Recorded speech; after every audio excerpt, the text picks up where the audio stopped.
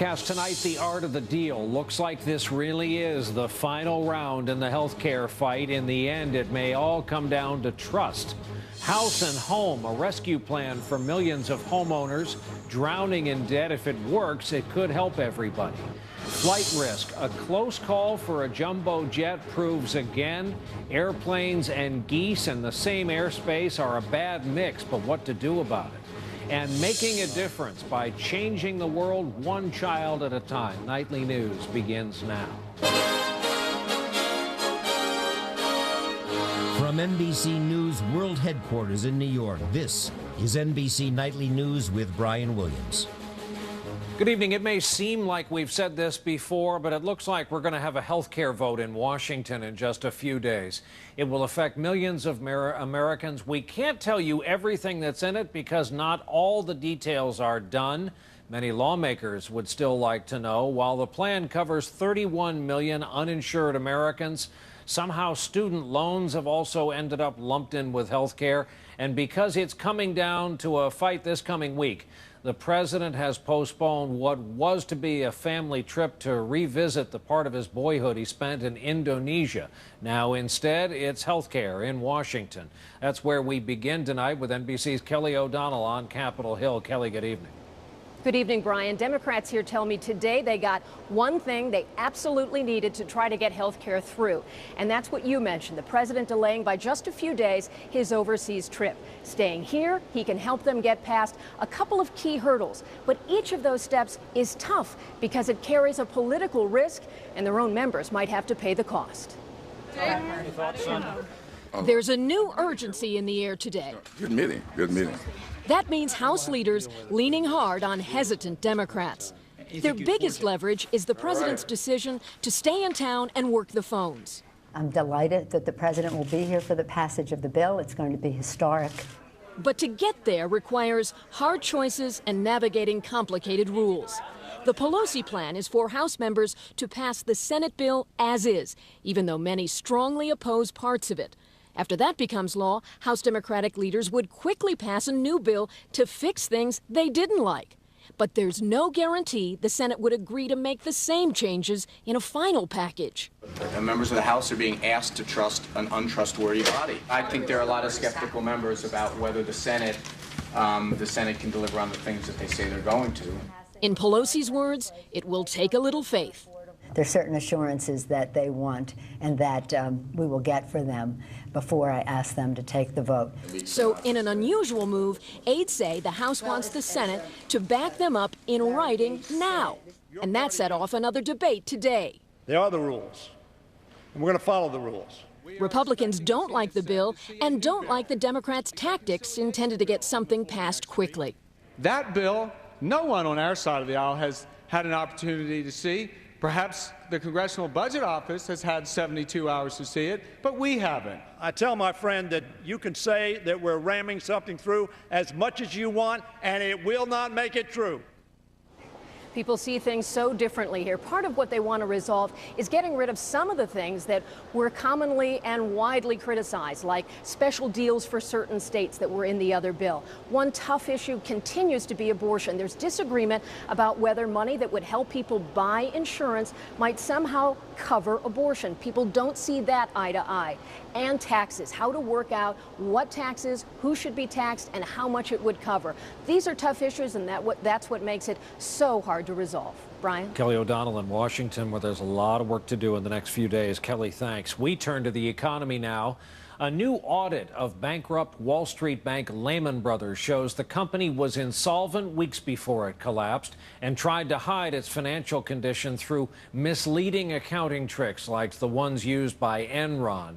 The audit criticizes Lehman's management, accountants, and federal regulators, including the SEC and the Federal Reserve Bank of New York, then headed by Timothy Geithner, who now, of course, is Treasury Secretary. Lehman Brothers got in trouble because of of bad mortgages, and those problems are still rippling through the U.S. and global economy. The Obama administration's trying to keep people in their homes with modifications to mortgages, but a report out today shows just 16% of the borrowers who signed up were able to really lower their monthly payments permanently. So now the administration is changing course. A big development tonight from our own Diana Olick. Akina Better lost her job and is about to lose her home. I am very ready for it to be over. Unable to pay her mortgage, Akina is trying to save her credit by doing a short sale. That's when the lender agrees to let the borrower sell the home for less than the value of the mortgage. This might be the way to save my credit from just completely getting wiped out. Like Akina, 1/4 of all borrowers now owe more than their homes are worth. Short sales are an alternative to foreclosure, but extremely difficult to complete. We have to call the banks almost every other day for us to be able to get these through the process. But starting April 5th, the government launches yet another housing rescue, offering banks standard short sale documents and paying them $1,000 per loan to complete the sale quickly. Borrowers would also get $1,500 to move. I think they want to use any tool they possibly can to keep foreclosures down and keep prices in the housing market stable. While the Treasury Department is not estimating how many borrowers could benefit, housing experts are hoping it's more successful than the government's loan modification program, which has permanently lowered payments for just 170,000 homeowners. The government still needs to get the banks on board with this new program, but agreeing to more short sales means showing more losses. When they take a loss on the mortgage, they have to write down their capital. Banks are starved for capital right now. But with unemployment driving 6 million mortgage delinquencies, more borrowers will find themselves in Akina's shoes. This is my first property that I was able to do on my own, and it's going to be a little hard to pack up the boxes, and say goodbyes. Hoping for a new job and a new home of their own. Diana Olick, CNBC, Washington. A very big, very slow-moving weather system is barreling eastward for the weekend. Tonight, look at that. Violent weather stretches into the Appalachians all the way south to central Florida. Next, some big population centers will get 3 to 5 inches of rain, maybe more. D.C. to New York. The surf is already up along the Jersey Shore. Winds are at 30 miles an hour. They'll go to 50 before it's all over. The same system then on track to give New England a soaking by Sunday night. There has been another close call involving a commercial airliner, a jumbo jet this time, and a flock of geese. This one happened in the skies over New Jersey. Witnesses described the collision as loud and terrifying, a reminder of the danger of birds and planes sharing the same airspace. The story tonight from NBC's Tom Costello. It was a harrowing 90 minutes Wednesday for the 301 people on board a fully loaded jumbo jet. Continental Flight 99 from Newark to Hong Kong left at 6:31 and was only 300 feet in the air when it ran into a flock of Canada geese, immediately raising concern that the plane's engines might not make it the 16 hours to Asia. The radar track shows the Boeing 777 circling over New Jersey for nearly 90 minutes while it dumped jet fuel before landing safely back at Newark. The fuel mist evaporating in the sky. Retired 777 Captain Tom Casey knows about dumping 137,000 pounds of fuel. He once had to abort a New York to Tokyo flight. If you have to come back, you have to land light because the plane can't take a landing at those heavy weights, 200,000 pounds of fuel. We're going to be in the Hudson. Last year's miracle on the Hudson flight drove home the bird risk after geese took out both engines. In the first 9 months of 2009, reports of bird strikes were up 24% to just over 7,200. But that sudden jump is largely because of better reporting. While the geese population is exploding, wildlife experts insist loud cannons, bird trapping, egg and nest removals have already made airports much safer. But I think the threat is growing outside of the airport environment in these strikes that are occurring at 2,000, 3,000 feet. That's what happened in November as Frontier Flight 820 departed Kansas City for Denver. Mayday, Frontier 820, multiple bird strikes. Frontier 820 landed safely on one engine. To deal with the out-of-airport threat, airports are now experimenting with bird radar to guide planes around large flocks. and also putting strobe lights on planes to scare birds away, all in an effort to reduce costly and potentially deadly encounters in the skies. Tom Costello, NBC News, Washington. Some sharp words for Israel late today from Secretary of State Hillary Clinton in an interview with our own Andrea Mitchell. You may recall earlier this week, Israel waited until Vice President Joe Biden arrived and was on Israeli soil to announce it planned to build more settlements in East Jerusalem. It was a bombshell. Many considered it an insult. Here is what Secretary Clinton said late today at the UN here in New York. It was really a slap in the face to the visiting vice president. It was, Andrea, and I've expressed that directly to the Prime Minister. But this is a setback and insulting. It was insulting, and it was insulting not just to the Vice President, who certainly didn't deserve that. He was there with a very clear message of commitment to the peace process, solidarity with the Israeli people, but it was an insult to the United States.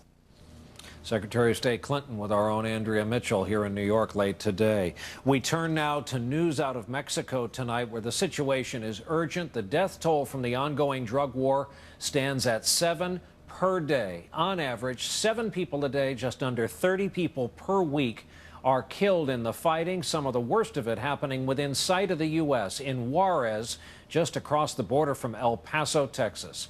Our report tonight from Jose Diaz-Balart of our partner network Telemundo.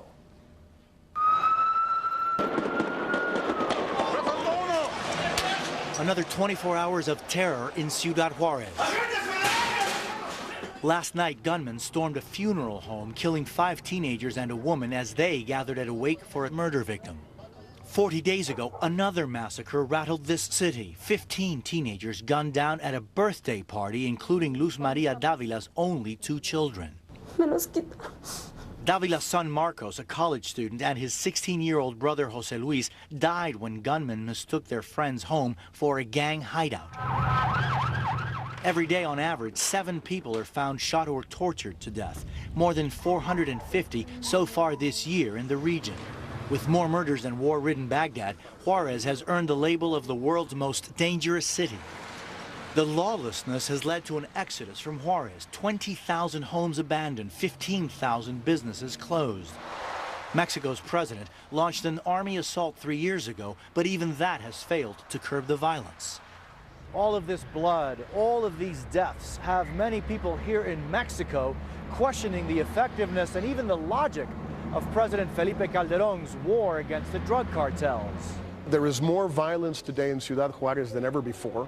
People feel more insecure than ever before. Former Foreign Minister Jorge Castañeda is among many Mexicans who blame the United States' more than 7 million cocaine users for turning border towns into death havens. This is really a circular trade. American consumers buy the drugs, send billions of dollars back to Mexico, and that money then fuels the violence in Mexico. Back in Juarez, grieving parents like Luz Maria Davila hope that no other family has to suffer their loss. But they see no end in sight to the bloodshed. Jose Diaz-Balart, NBC News, Mexico City. When our broadcast continues on this Friday evening, the Olympics may be over, but a new group of athletes is ready to storm Vancouver with one brave American ready to make history there. And later, 2 months now after the earthquake in Haiti, we'll check in on an orphan brought to the U.S. by a family making a difference in his life. Well, the opening ceremonies are tonight for the Winter Games in Vancouver. Not the Olympic Games, but the Paralympics. While it doesn't get the attention the other games get, this is a huge event for hundreds of athletes from around the world, including a team of 50 from the United States. As for the flag bearer for Team USA tonight, our report from NBC's Peter Alexander. Heath Calhoun never imagined he'd be an Olympian, much less a Paralympic athlete. Just put a smile on my face every time I pull something out of my bag and it says Team USA on the back of it. When Calhoun carves his way down the slopes of Whistler next week, it won't be the first time this 30-year-old has represented America. In November 2003, Calhoun was on patrol with the Army's 101st Airborne Division in Mosul, Iraq, when his Humvee was struck by a rocket-propelled grenade. I can remember looking down at my legs and seeing that my pants were torn, that blood was starting to pool in the back of the truck. The attack robbed him of both legs. At home, Calhoun began the struggle to move on with his life, but never thought he'd move quite like this. When I first saw him get in that monoski and they took that tether off, I knew he was hooked. Using high-tech titanium prosthetics, Calhoun quickly returned to a life without limitations. His coaches say it's nothing short of remarkable that Heath Calhoun has gone from a novice skier to a world-class competitor in less than 6 years. A man defined not by his disability, but by his achievements. The entire Calhoun family shares in the sacrifice, with his father of 3 training away from his home in Tennessee 6 months of the year. They've sacrificed a lot, you know, soccer games that have been missed and birthdays. I tell people, you know, he's on his mini deployment. At least this time, you know, he doesn't have RPGs or guns firing at him. Now, the Calhoun kids are getting ready to cheer for their dad. Let's go! We get to see his gold medal if he wins. If he doesn't win, I still love him. Daddy wins all the time. Can I see that? This proud soldier, with a constant reminder of the battlefield. I figured, you know what, it needed a place of honor on my leg. Now chasing gold for the red, white, and blue. Yay! Peter Alexander, NBC News, Whistler, British Columbia. When we come back, a new warning about a widely used drug that may not work properly for some who need it.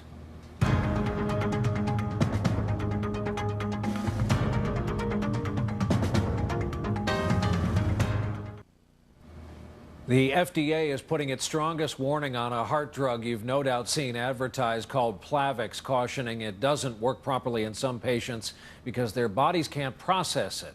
Plavix is the second best-selling drug in the world. It's prescribed to reduce the risk of heart attack and stroke by fighting blood clots. Researchers are working on an alternative for patients who have a genetic variation that prevents them from using it. About 3 to 13% of all Plavix users. Those across-the-chest baby slings are in the news tonight. The Consumer Product Safety Commission says it has investigated 13 deaths related to the slings, most among babies less than 4 months of age. The main risk here, the soft fabric can block the baby's breathing and cause suffocation. Officials said the safest carriers keep the baby upright and pressed firmly against the adult's body. We have 2 examples of the power of that earthquake that struck Chile 2 weeks ago tomorrow. First, a groundwater seismic measurement device at the University of Nebraska at Lincoln, Nebraska. 1930s pen and paper technology. Well, it did show fluctuations at the moment of the Chile quake all the way in Nebraska, as it did the Haiti quake and some other big ones in the past. And on our website, nightly.msnbc.com, there is this new seismic animation of the extraordinary chain of aftershocks that followed for days in Chile. They look like fireworks popping off in time lapse, each one a measurable quake all its own. And to all my fellow former high school football players out there, can you imagine this? The nation has its only female high school head football coach. Natalie Randolph will run the squad at Coolidge High in Washington, D.C. She's a UVA grad. She was the wide receivers coach in high school. She played in a women's pro football league. She's 29, a science teacher by trade. D.C. Mayor Adrian Fenty declared today Coach Randolph Day in Washington. A rival football coach in D.C. said, quote, "All I know is I don't want to be the first one to lose to her." When we come back here tonight, a new home, a new life with some new parents who are making a big difference. Time for our Friday Making a Difference report on the 2-month anniversary of the earthquake in Haiti. Adoptions from that country have proven so controversial. Not all of them went well, as you know, but most of them involved good hearts, good homes, and tonight we have a happy outcome, an American couple making a big difference for a Haitian child. Their story from NBC's Mark Potter. 3-year-old Watson Delva is settling into his new life in the U.S. Good dog, bad dog, neat dog, sloppy. More than a month and a half ago, adoptive parents Charlie and Laura Chapin brought him home to Sarasota, Florida, to join his new big sister Naomi, who is 4. He's funny. Until now, Watson had spent most of his life in a Haitian orphanage, his mother too sick to care for him, his father too poor. He wasn't going to have a life there, and everybody's seen it, and it's you know, there's no way around it. For 2.5 years, the Chapins filled out paperwork and waited, and expected to wait months more to adopt Watson, until the U.S. government streamlined the process after the earthquake. His new parents say he's much better off now. Oh, careful. The most important thing is that he just feels loved and that he just feels like he's in a safe environment. Cat. Watson already talks a bit, but in Creole, so the Chapins sometimes struggle to understand him. A snack, Watson? And are teaching him English. He's very strong-willed, very strong-willed little boy. So he's gonna. I don't doubt he won't give us a run for our money, but I think that he's going to also adapt very well in here. So. In color? Among other things, Watson's had difficulty learning to accept rules and to share more. In impoverished Haiti, he grabbed and kept whatever he could get. One of the things the family discovered when they took Watson outside, and it's a bit of a concern, is that he has absolutely no fear of strangers and will walk up to anyone. Perhaps because of his time in the orphanage surrounded by so many people. The Chapins say they'll make sure Watson always honors his Haitian heritage as he enjoys the promise of life in this country. Mark Potter, NBC News, Sarasota. And that is our broadcast for this Friday night and for this week. I'm Brian Williams. Thank you, as always, for being with us. A reminder, this is the weekend we spring forward. Daylight saving time begins. Clocks go ahead 1 hour, Saturday night into Sunday morning. Lester Holt will be here with you tomorrow night. In the meantime, have a good weekend. We hope to see you right back here on Monday night. Good night.